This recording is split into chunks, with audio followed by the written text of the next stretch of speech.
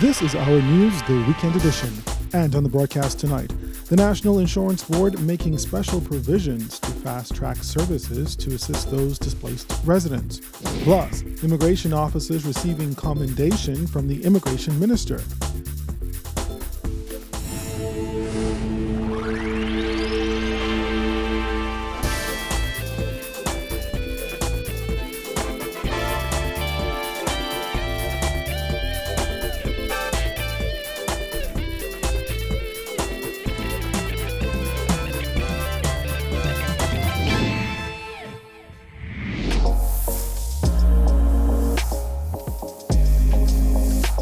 Our News is brought to you by Alive.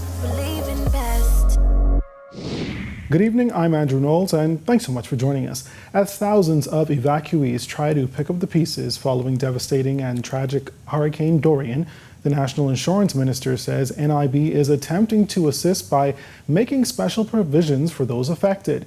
Among those services are the replacement of NIB smart cards and fast-tracking pension and other benefit checks. Our Giorgio Bain tells us more. Public Service and National Insurance Minister Brenzel Rose said that a special desk has been set up to handle the influx of benefit payouts for those affected by Hurricane Dorian. While Rose wasn't able to say how much has been paid out thus far, he said that this is a national crisis and provisions are being made to handle the payments. In collaboration with the Ministry of Labor, NIB has set up a special desk, a special information center at its headquarters to address the influx of individuals who, one, needs documents and two, needs unemployment assistance. Ministry of Labor is facilitating this with us so that we can ensure that individuals get their benefit as quickly as possible from the NIB board. If we have a contact for an individual who is in a family island, they can also authorize us to deal with their benefit through a neighbor or through a bank. According to Roll, the National Insurance Board has already assisted hundreds of persons and is currently working on a strategy to cut down on the wait time, which many have complained about. It's taking a little bit of time, primarily because we have to verify documents. And sometimes, in order to verify an individual to ensure that we are giving the right benefit or giving the right document, it takes some time. So yes, there's some wait. But I was there yesterday, and individuals who came to pick up their document told me that the wait time was less than 20 minutes. Pensions and other benefits were fast-tracked for those on affected islands. According to Roll, who said that the workers from Abaco and Grand Bahama offices were brought to New Providence to work. Some workers from Abaco has come to Nassau. They are working with the board, having regard for what they've gone through. We've given them some time to basically catch themselves, but they, because they work in these areas, they may know some of the individuals. They're helping us with the identity process. They're also helping us with processing in the fastest possible time. Reporting for Our News Weekend Edition, I'm Giorgio Bain. Immigration Minister Ellsworth Johnson commending immigration officers who worked through the storm, putting their lives at risk to rescue others. He said while Defense Force and police officers were seen on the front line saving lives during Hurricane Dorian, immigration officers also joined in.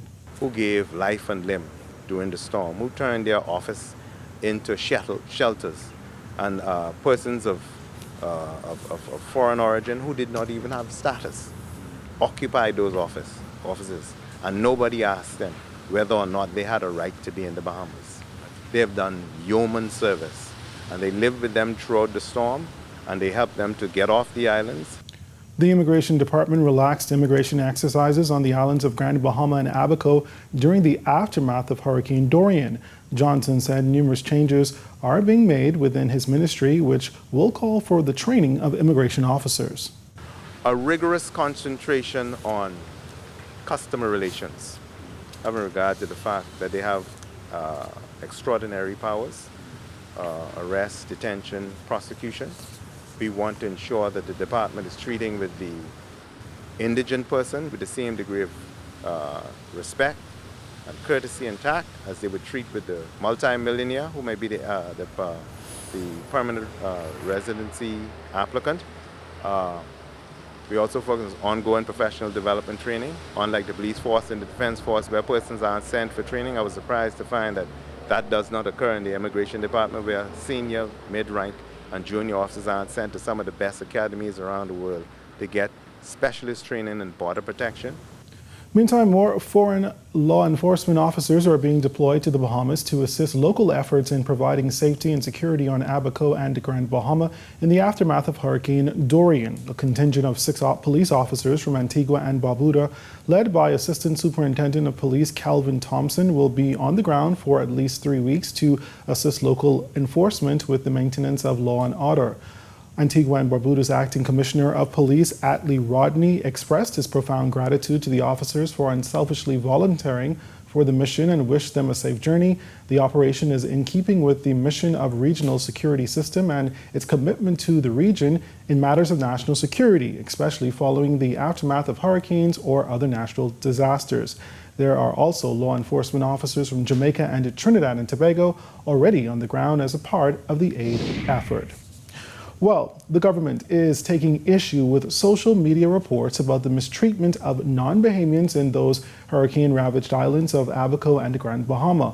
More specifically, government is dismissing a video of purported violence by Bahamians against Haitians, stating that it is, quote, a false accusation that this incident took place in the Bahamas. In a statement, government says those evacuated from the affected islands are being provided housing in safe and secure shelters if need be, and provided 3 meals a day, medical care, school placement for children, and social assistance. The government also contends that all residents affected by Hurricane Dorian have access to social assistance, regardless of country of birth, nationality, or immigration status. This is in keeping with government's policies and in accordance with the country's laws as well as international humanitarian norms. Now, the statement adds that all repatriation exercises for individuals in and from the affected areas have been suspended.